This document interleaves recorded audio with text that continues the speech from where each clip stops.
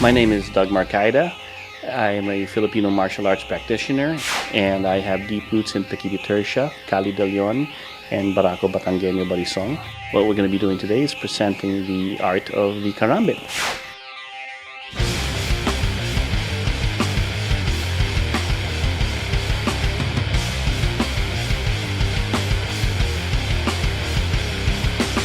I got started with initially with Omar Hakim when I saw Pequiti-Tercia. I learned the other facets of Pequiti through Bill McGrath and Tom Bizio before graduating on to Grand Tuhan Leo Gahe, the head of the system. I also have roots with Cali de Leon under Master Guru Jun de Leon, and the Barako Batangueño, which is not really a system but more of a philosophy of training, through Tito Jun Saludo. And these are the three main Holy Trinity, I call them, of my teachers. My first exposure to the karambit was through Omar Hakim. He showed me the karambit as one of the feral untamed blades of his relationship with silat. I also learned the karambit from Marpati Puti instructors when I was in the Air Force, and we had an exchange program with some of the Indonesian Air Force instructors.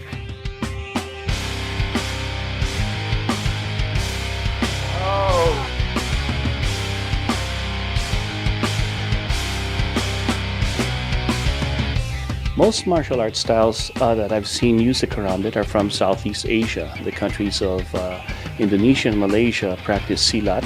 In the Philippines, the karambit is called as sanggot, or used as a farming tool rather than a particular weapon. But when introduced to me by my teachers, we started looking at the karambit as a curved weapon blade. So it really complements the Filipino martial arts in terms of the knife as a curved blade with the different attributes of controlling because of the curve, but you still have the puncturing, you still have the lacerating, you still have the impact use of the karambit. When you capture, to cut. See? Cut. That's the sharpness of that, right? The design of the karambit is once again made to mimic the claws or the tooth of some animals. It has the ability to control and hook into its prey.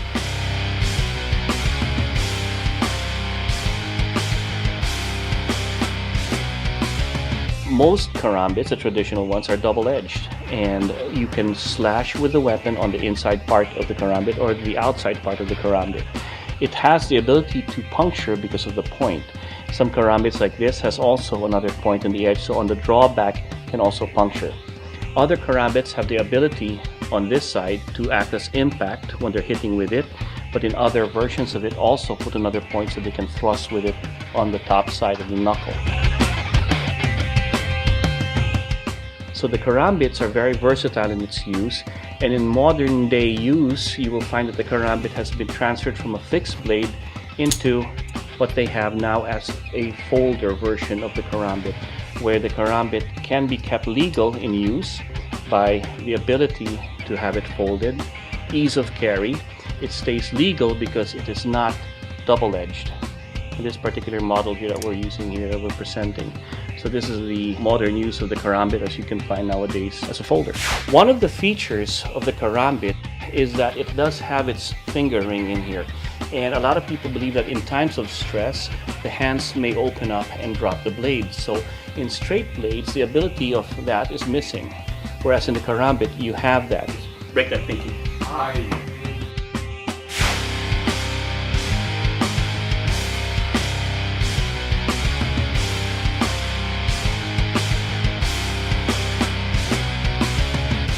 One thing you want to try to, he catches it. Punch here. Blade goes underneath. Shoot it in and down. Come up.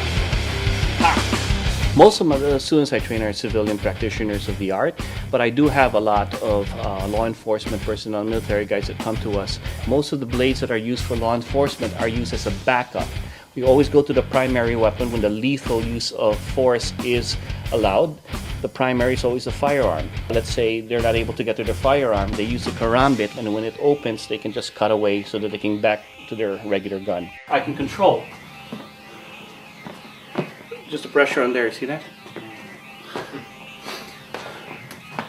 Wrist lock. So it's like a half a handcuff, right?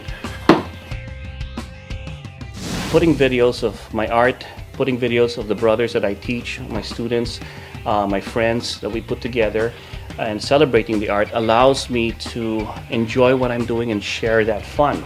Putting that video together really is for my sons. I have 3 sons that really enjoy it. They think it's something special when I spend time away from them, and to do this, they get a chance to see this and see what their dad's up to. And that's why I do this. And at the same time, I celebrate and I kind of, pay homage to the teachers that have shown me this art and what I've done with it. The kerambit, when you wield into it, it's like anything that you do, whether it be a knife, a stick, or a sword. It's a very exotic blade, but if you keep it fun, you always win. It doesn't matter whether it's going to be effective, it's dangerous, it's a weapon. It's edged. Like my teacher used to tell me, it's an exclamation point to any sentence you make. So if you have a good empty hand system, you put a kerambit in there, that's your exclamation point.